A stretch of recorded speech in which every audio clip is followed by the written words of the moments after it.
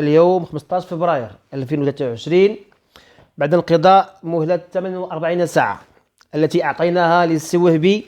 للتراجع الفوري عن تصريحاته المسيئة للدين الإسلامي وللثوابت الوطنية وتحريضه على الفساد، ونظرا لعدم رده أو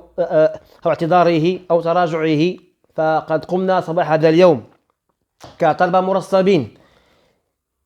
بوضع الشكاية لدى السيد الوكيل العام لمحكمة النقد ضد السيد وهبي كوزير العدل، وذلك من أجل الإساءة للدين الإسلامي والثوابت الوطنية ومؤسسة أمير المؤمنين، والتحريض على الفساد ونشر الرذيلة، والتحريض على الخيانة الزوجية والدعارة وزعزعة عقيدة المسلمين، والتشجيع على تعاطي الخمور والمحرمات ومخالفة أحكام الدستور والقوانين الوطنية. وهناك تهم تستند إلى أولا الفصل 267 من القانون الجنائي، والفصل 498 من القانون الجنائي، والفصل 499 من القانون الجنائي، والفصل 220 من القانون الجنائي الذي يعاقب بعقوبة تصل إلى 3 سنوات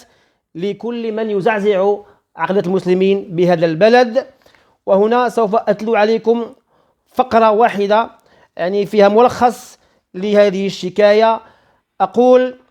وهنا تبدو جلية الرمزية الدينية لأمير المؤمنين كون جلالته سبط الرسول الكريم وسليل آل البيت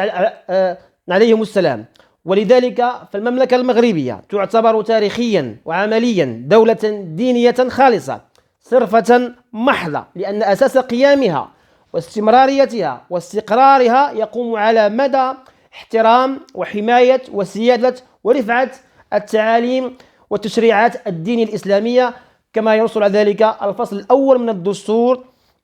والذي ينص في فقرته الثالثة: تستند الأمة في حياتها العامة على ثوابت جامعة تتمثل في الدين الإسلامي السمح. هذا الدستور المغربي الذي صوت عليه الشعب المغربي. وكذلك الفصل الثالث من نفس الدستور الذي ينص على أن الإسلام دين الدولة. الآن السادة